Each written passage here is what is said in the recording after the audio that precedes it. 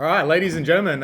Yeah, it's still a bank holiday in America, so nothing too crazy is happening. So we're just going to wing it a bit today. But normally S&P 500 news, and today we're going to look over global news, trading news, and then some technicals. So yeah, if you like any of that, stick around. Yeah, if not, it's all cool. So S&P closed. So we're going to move on.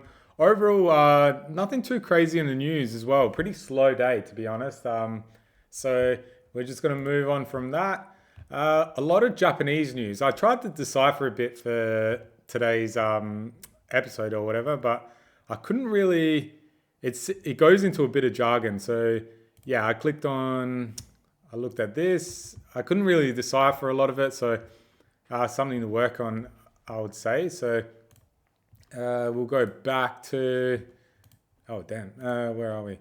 Yeah, so there's a lot of Japanese news today, and maybe that's just because it's getting the US news isn't foreshadowing everything, but yeah, just for trading news, yeah, if you're trading Japanese pairs, something to look out for. So, all right, so Tuesday the 2nd of September is overseas trade index. So yeah, nothing too crazy there.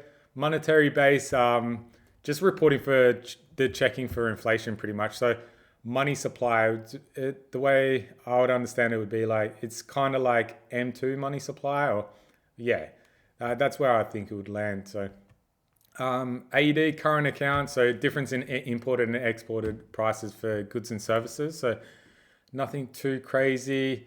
Most of these are, yeah, the yellow folder is nothing too crazy anyway. But yeah, 10-year bond auction. There was a lot of news that I was pointing out to do with, yeah, 10-year. This is a report and stuff from them. So if you're keen on that kind of stuff, have a look into it. All right, so French government budget. So yeah, pretty much just government spending. So checks and balances. Spanish unemployment change. It says in the name. Core CPI flash estimate. So these two are pretty much the same, except for that's core. So that excludes like tobacco and food and stuff, but that's the whole report. So yeah, consumer price index, obviously. And I think it's of 13 Euro states. So I'm not, yeah.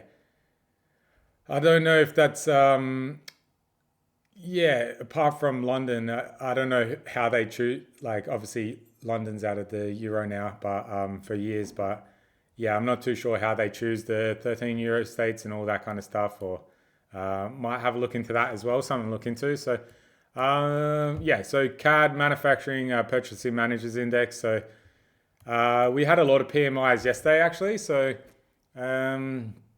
this might just be a layover, but same with final USD, final manufacturing PMI. So, yeah, same, I guess. So, another PMI, yeah, these are surveying 800 people. So it seems like a lot of PMIs over the last few days. So I'm not too sure why that is, but yeah, maybe they just all fall at the same time each month, or maybe I'm just hypersensitive to it. German Bubba president, so just a German bank president speaking. So, so yeah, the ISM, so ISM manufacturing it's just a PMI, so Institute of Supply Management. So yeah, and then these are the prices of the goods. So two of these pretty much the same. They come out at the same time anyway. So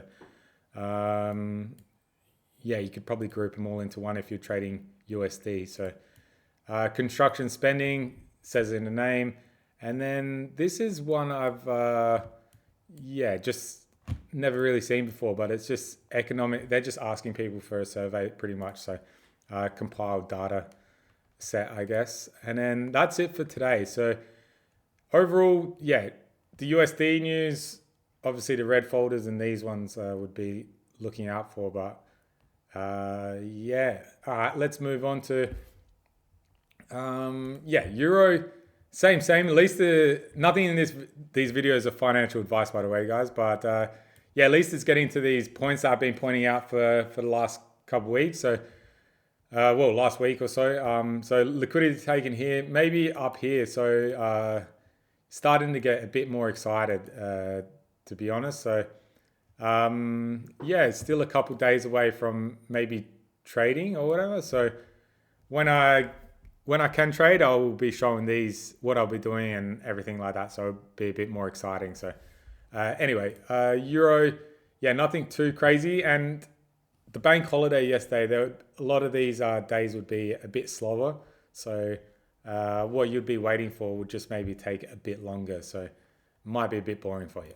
So pound USD, nothing too crazy, just taking out these liquidities and then yeah, maybe retracements or yeah, maybe go up. You kind of want it to, at least it's breaking out of this area, but yeah, these areas here now are like the places that you kind of want it to break out of. So maybe if there's any, yeah, non-farmers payroll coming up, yeah. So maybe non-farmers payroll or getting close to there over the next couple of days might push it up. So what's that? Yeah, a lot of red folders for coming through for USD news. So maybe we'll just start getting up there. So yeah, because it is stacking liquidity over multiple sessions now. So not the zero sum game, but like yeah, a lot of people would be playing with the ADRs and all that kind of stuff. So like average daily range and all that. So there'd be a lot of people starting to think that this is bearish or and yeah, starting to trade accordingly. So anyway, yeah, pound USD, nothing crazy, same. At least it's broken out of here, and then USD Mexican is just consolidating. So I'm not too sure. Normally this pair like bobs around, but yeah, more intraday pair I found, but yeah, and then obviously I won't go into it today, but yeah, I went into it yesterday. Is S&P, Nasdaq, and what is it? Dow Jones. Sorry. So these are all the same because obviously people are sleeping. So yeah. Anyway, I will. Yeah. Cheers for today. Sorry, it's been a bit boring, but yeah, hopefully tomorrow will be a bit more news. So yeah. Cheers, guys. Thanks.